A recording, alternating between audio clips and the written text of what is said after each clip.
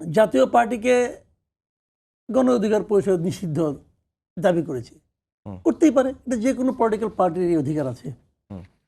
যে কোনো political party, আপনি কালকে বলতে পারেন যে বিএনপিকে নিষিদ্ধ করো, বিএনপি এইগুলি করতেছে, আমার ওই কাজ পছন্দ হয় না, করতে পারেন আপনি। কিন্তু আমার কথাটা হলো কি, নিষিদ্ধের তো একটা নিয়ম থাকবে। আপনি কিভাবে নিষিদ্ধ করবেন, কোনভাবে, কোন প্রক্রিয়ায় নিষিদ্ধ করবেন, আইনটা কি? আইনটা কি? আইনটা কি আদালত? আপনি কি আদালতের মাধ্যমে নিষিদ্ধ করবেন? আদালতের কাছে অভিযোগ নিয়ে যাবেন, আদালতের বিচার বিবেচনা করে দেখবে, তারপর আদালত সিদ্ধান্ত দেবে হ্যাঁ নিষিদ্ধ করা হলো অথবা হলো না, তাহলে ওয়েল এন্ড গুড, আমার এটা কোনো আপত্তি নেই, কারণ আদালতের উপর আমাদের ভরসা রাখতে হবে।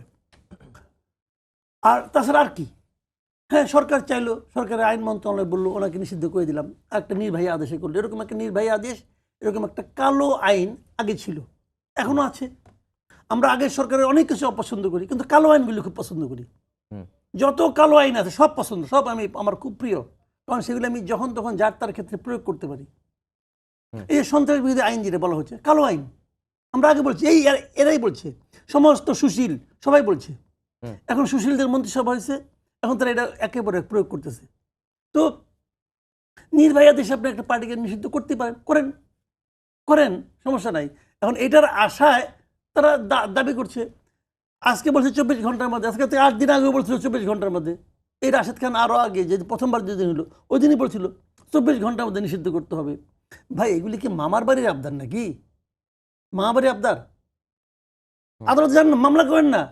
আপনি কেন নির্বাহী আদেশটা চাচ্ছেন? ওরাও তো মামলা করতে পারে না। যেহেতু আওয়ামী লীগের কার্যক্রম নিষিদ্ধ হয়েছে নির্বাহী আদেশ এবং আন্দোলনের পরেই কিন্তু হয়েছে, সেই কারণে তারাও হয়তো আমি তো ওটাও আমি সাপোর্ট করি না।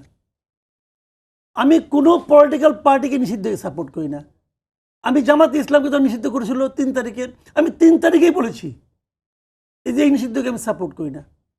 আমি মনে করি যে নির্বাহী আদেশে কোনো পলিটিক্যাল পার্টিকে নিষিদ্ধ করা উচিত না। আপনি মামলা করেন, যদি আদালত নিষিদ্ধ করে দ্যাটস ওকে। এটা তো আগেই বললাম, এটা কালো আইন। আমি জামাতকে নিষিদ্ধ সাপোর্ট করি না, এমনকি আমি আওয়ামী লীগ যে হিজবুত তাহরিরকে নিষিদ্ধ করছিল আমি ওটাও সাপোর্ট করি না।